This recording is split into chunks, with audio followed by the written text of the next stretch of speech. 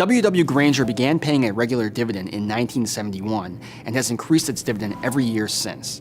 The so-called dividend aristocrat currently offers just over a 3% dividend yield versus the S&P 500 with just under a 2% yield. Grainger is one of the largest and most well-known industrial distributors in the U.S.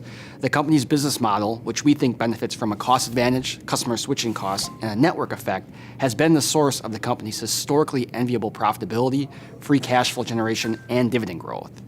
However, that business model has come under pressure from internet-based competitors such as Amazon Business that offer many of the same products as Grainger at lower prices.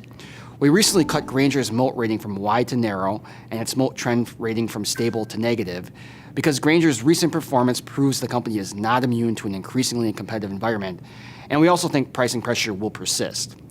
Although we believe Grainger may never again enjoy the pricing power it once had, with operating margins peaking above 14%, we think the firm has strong enough competitive advantages to maintain 11% operating margins. While we think Grainger is more vulnerable to competitive pressure from Amazon than some of the other distributors under our coverage, Grainger is entrenched within many of its larger customers' operations, and the firm's ability to manage large, complex accounts and provide inventory management services supports some degree of pricing power. As it stands today, Amazon Business's ability to penetrate large enterprises is unproven, and the online behemoth does not offer many of the inventory management solutions Grainger's customers value.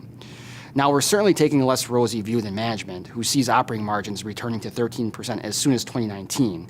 However, we think the market is painting an unrealistically dire future for Grainger right now, and we think the stock looks more attractive now that it has a wider margin of safety after selling off considerably in 2017.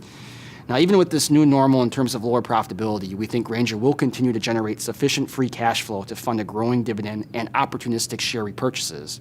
Although we view the Amazon threat as real, industrial distribution is a very fragmented market. Grainger only has 6% market share in the U.S. and 3% globally. And as customers look to consolidate their spending with larger distributors, we think there is plenty enough of the pie for both Amazon and Grainger to grow. That said, over the next 5 years, we don't expect Grainger to grow its dividend at the blistering 14% compounded annual growth rate it did over the previous 5 years. However, based on our projections, a high single-digit dividend CAGR seems achievable.